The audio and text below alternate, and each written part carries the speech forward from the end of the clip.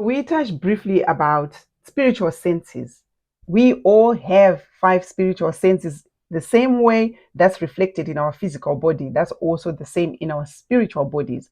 So, what we need to learn is to exercise our spiritual senses.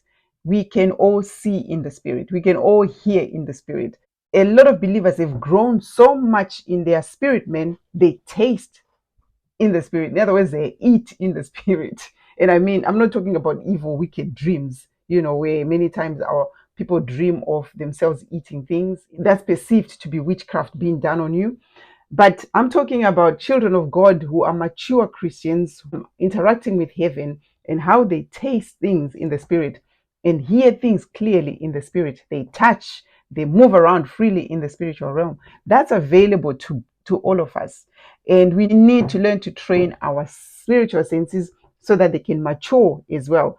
Hebrews 5:14 reads, "But strong meat belongs to them that are of full age, even those who by reason of use have their senses exercised to discern both good and evil."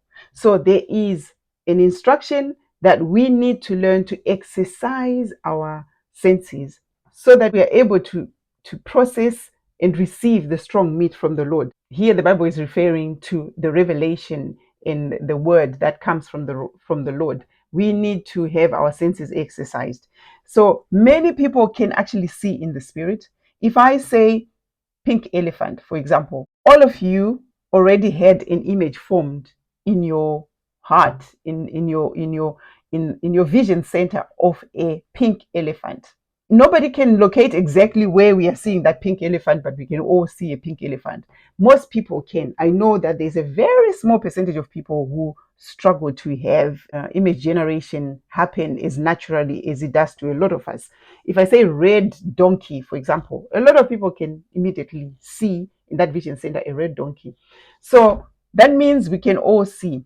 What are you seeing is not a physical thing. What you're seeing in the realms of the spirit. You're seeing with the eyes of your heart, like the Bible tells us. So we can all see. The thing is, not many of us recognize that we are seeing in the spirit.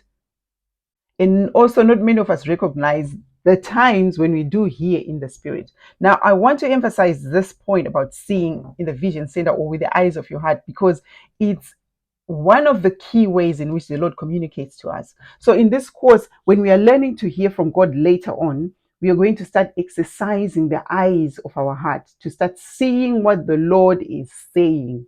That language is going to become very familiar to you as you start developing your senses, as you start hearing the Lord for yourself, for your family, for your church, for your future.